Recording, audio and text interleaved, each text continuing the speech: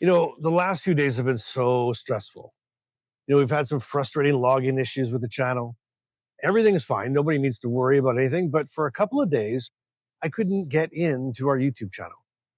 And technology is wonderful right up until it decides that apparently you are no longer you. So I'm trying passwords. I'm checking emails. I'm waiting for answers, trying something else, checking again. And somewhere in the middle of all of that, I noticed something. The more stressed I became, the harder it became to solve the thing that was stressing me out. And I thought, there it is. That is Parkinson's. Because stress does not just sit politely in the corner and waiting. Sometimes it walks straight into the brain, turns on the lights, opens 27 tabs, and then asks why you are not thinking clearly. So today I want to talk to you about that. And if you're new here, this is Bryce Unplugged. Just me, you, and a thought that's been rattling around in my head all week. And that this week was stress. Not the dramatic movie scene version of stress. I mean the ordinary kind. The kind where something goes wrong, plans change, technology refuses to cooperate, and suddenly the next step is not yours to take. And that was the part that got me this week. There came a point where I had done everything I knew everything I could do. Messages were sent, information was provided, people were apparently working on it, and now I just had to wait. And I hate waiting. I want a button. Give me a button and I'll push it. Give me a form and I'll fill it out. Give me a phone number and I will call it. But wait is not an action. And I think waiting is especially stressful when the answer is completely out of your hands. Maybe for you, it's not a channel. Maybe you're waiting for, let's say, a passport and your flight leaves in 3 days, right? You've sent everything in. You've checked the status. You can't just go out and print the passport yourself. You're calling every 17 minutes. Probably, doesn't make that go any faster, does it? But try explaining that to your brain at 2:00 in the morning. Suddenly you're lying there doing the math. Okay, if it comes Monday, then we're fine. Tuesday, still okay. Wednesday, maybe. Thursday, I guess we may be vacationing in the driveway. And that feeling of not being able to do anything else is brutal. And what I noticed this week is that the more pressure I felt, the slower my thinking seemed to become. Like not gone, not incapable, just slower. And that distinction matters. Because with Parkinson's, for some of us, things like processing information or switching between tasks, sorting through options, or coming up with another plan takes a little longer. And when stress piles on top of that, the exact moment when you most need your brain to go, okay, plan A failed, let's move to plan B, can be the exact moment that your brain says, could you just give me a minute here, please? And stress is standing there with a stopwatch. Well, come on, figure it out. Figure it out. Very helpful. I would try something and it didn't work. And years ago, maybe I would have immediately jumped to the next idea, right? Now, sometimes I need a beat. I need to sort through what's happened. I need to think about what changed. I need to work out the next move. And when I'm stressed, I can get frustrated with myself for needing that extra time. And that's where I think that we can be really unfair to ourselves. Taking longer to find the answer does not mean you have lost the ability to find the answer. Sometimes the answer is still coming. It's just taking the scenic route. And there is another trap in all of this. When plans change suddenly, I can feel myself trying to force the old plan to survive. And that happened this week. I had things scheduled. I had videos that were supposed to go out. People were waiting. I had a plan in my head for how the week was supposed to unfold every Tuesday, Thursday, Saturday. And then technology looked at my plan and said, you know what? That's adorable. And suddenly I had to rearrange things. And that kind of flexibility used to feel easier for me. Now, if I've already built the day in my head and something knocks it sideways, it can take me a little longer to mentally rebuild it. Again, not impossible, but just slower. And if I don't give myself that extra beat, I can end up trying to solve the new problem while still emotionally arguing with the fact that the old plan is gone. And that's exhausting. Sometimes the first step in problem solving is not finding plan B. Sometimes it's accepting that plan A has left the building. And then stress does something else. It follows you. You finally stop working on the problem. You put the phone down, you turn the computer off, you go to bed. And that's exactly when your brain says, excellent. Now that everything is quiet, let's review the entire situation from the beginning. Thank you, brain. Perfect timing. You replay the conversation. You think about what you should have said, what you might try tomorrow, what happens if it isn't fixed, what happens if the thing doesn't arrive, what if the plans change again. And suddenly, before you know it, it's 2:17 in the morning and your body is tired. Your brain has apparently launched a late night podcast. And then morning comes. Now you have Parkinson's, right? Stress and 4 hours of sleep or 2 hours of sleep. That is not a wellness retreat. And for me, that is when everything starts to feel louder. My body feels more tired. My patience gets shorter. My thinking feels slower. And my symptoms can feel way more noticeable. And that can create another layer of stress. Now, I'm not just stressed out about the original problem anymore, right? I am stressed out because I feel worse. So one problem suddenly develops franchises. And, it's crazy. And then comes the patience part. That is where the people we love deserve some kind of award, because when I'm stressed and tired, something completely normal can suddenly feel like one demand too many. Carmen can ask me, do you want something to eat? And that's a perfectly reasonable question. And somehow my stressed brain hears, Bryce, please prepare a detailed 5-year strategic plan for lunch. And I'm thinking, I don't know. I don't know what I want to eat. I don't know what I want to do. I don't even know why the printer's blinking.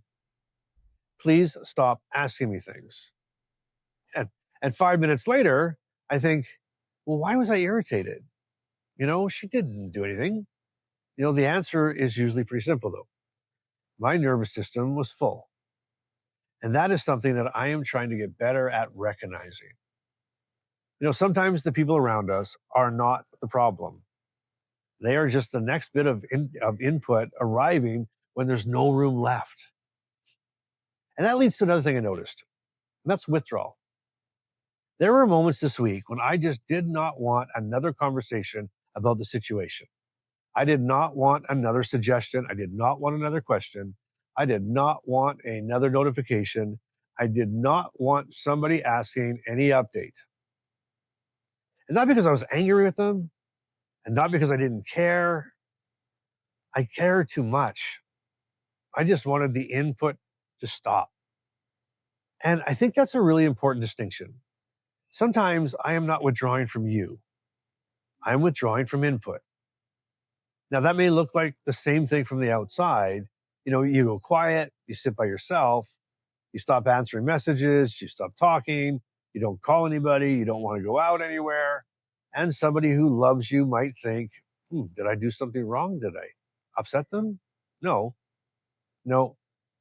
I may just be trying to find a quiet enough place for my brain to catch up. And I think care partners can get caught in this too. Their instinct is always to help. And thank goodness for that. But helping often means more questions. Did you try this? What about that? Who can we call? Should we do this next? And again, all good ideas. But if my brain already has 27 tabs open, sometimes the kindest thing is not opening another tab, because 28 is too much. Carmen said something to me this week that made sense. Instead of giving me another solution, she basically gave me space. And that helped more than any other idea would have. Sometimes the best question is not, what else can we try? Sometimes it really is, do you want help thinking this through, or do you just need to take a break from it? And that is a very different kind of help. And here's the part I'm still learning. There's a point where working harder stops helping. If I've done what I can do and the next step belongs to somebody else, refreshing the screen does not move the process along. Checking the email, again, does not make the email arrive. Thinking about the passport does not make the passport print and come faster. At some point, the problem is real. But staring at it becomes optional. And this is hard for me because stepping away can feel like I'm giving up or I don't care, but it's not. Sometimes stepping away is how you preserve enough brain to deal with the answer when it finally comes. I think Parkinson's has changed my capacity for stress. Not my character, not my intelligence, not my, anything like that, but my capacity. Something that used to take 10% of me now takes 30. And if I already have Parkinson's taking up part of the bandwidth, poor sleep taking up the other part, and fatigue sitting over in the corner eating chips, there may not be enough room left for unexpected problems that come walking through the door. And that doesn't mean I'm weak. It means I have to be more honest about how much I'm already carrying. And maybe that is the question I want to leave with you today. Not, why can't I handle this? But maybe ask this, how much am I already carrying? Because those are very different questions. One blames you and the other gives you information. And information is useful. It tells you maybe you need quiet. Maybe you need sleep. Maybe you need to hand something to somebody else. Maybe you need to stop trying to solve a problem that is currently sitting in someone else's inbox. Maybe you need to admit that I'm full. That's not failure. That's awareness. So yes, the last few days were stressful. Everything is fine. The channel's great. Here we are. But I learned something from it. Stress can make a Parkinson's brain feel slower at the exact moment life is demanding speed. It can steal sleep. It can make symptoms feel louder. It can shorten patience. It can make us want to withdraw. And then all of those things can create even more stress. Now that's the loop, right? It's a loop. The trick, I think, is catching it earlier, before the original problem becomes 5 new problems, before one bad day rents the whole week. And because this is Bryce Unplugged, I need to leave you the Bryceism, of course. And here it is. When Parkinson's and stress team up, my brain goes from high-speed internet to dial-up. The answer's still coming. I just have to keep clicking refresh. There you go. And whatever your version of this is right now, like the passport or the repairs or paperwork or the phone call or, the plan that suddenly changes, the things that you cannot make happen faster, do what you can. Ask for help when you need it. And then remember that wearing yourself out while you wait does not make the answer arrive sooner. I learned that again this week. And apparently I needed a refresher course. That's the truth. But whatever you're doing and whatever you're feeling, again, worrying about it and stressing about it and overthinking it is not going to make it come sooner, quicker, or faster. It's going to make it, drag on even longer, to be honest. So it's time to rid ourselves of that. And I'm just glad that I'm here. And I'm glad that the channel's up and running. I'm glad that you're here. Thank you for sticking with us. This is Bryce Unplugged. It's usually every Saturday, right? But it's on Monday this week. But we'll be on our regular schedule. We'll have podcasts on Tuesday and Thursday, and then Bryce Unplugged on Saturday, and live Life in Motion on Wednesday with Brian. So hope to see you all there.